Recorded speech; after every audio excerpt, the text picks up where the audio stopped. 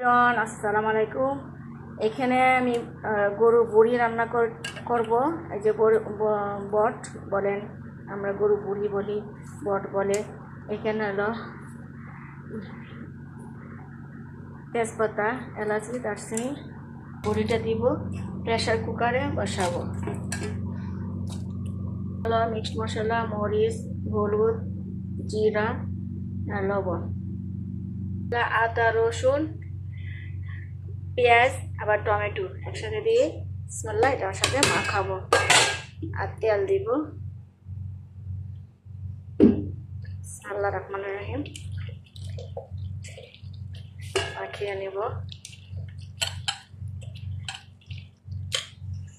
আরো তেল দিব। কার কার বুড়ি খেতে ভালো লাগে? আগে মানে গরু বুড়ি ফেলে দিত, মা খালারা বলতো যে গরু বুড়ি রাখতো না, ফেলে দিত, পানিতে বেসায় দিত। পরে এখন পাওয়া যায় না সোনার হরিণ। মাখালাম, দিলাম, বেশি করে পানি দিয়েছি, বুড়িটা সিদ্ধ হবে। প্রেসার কুকারে দিলাম, প্রেসার কুকারে বসালাম। এই প্রেসার কুকারটা অনেক বড়। এটার মধ্যে মাছ রান্না করে, মাছের মাথা ঘন্ট করছি, আর এটার মধ্যে বড়ি বসাইছি, গরুর বড়ি।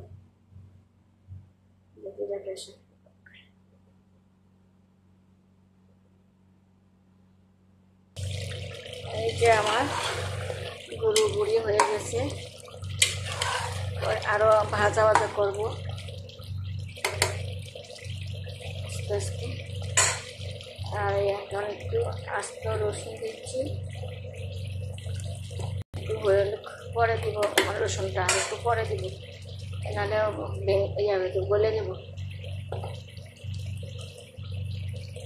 কালারটা সুন্দর হয়েছে।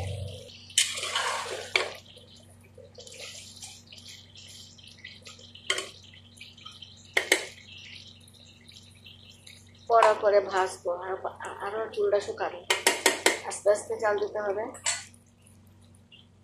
বাসি হলে আরো বেশি ভালো লাগবে। বাসি হলে আস্তে আস্তে মানে ভাজা হবে, করা হবে, সেটা আরো স্বাদ।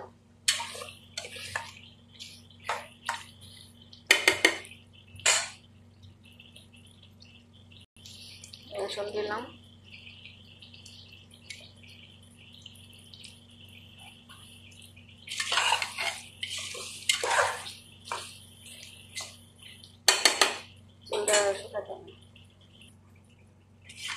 আজকে এমনি খাবো।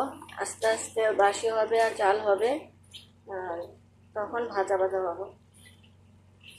এখন এইভাবে খেলে একটা স্বাদ।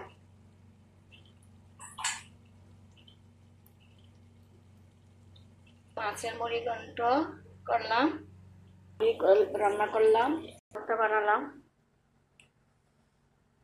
খাওয়া ঠিক আছে।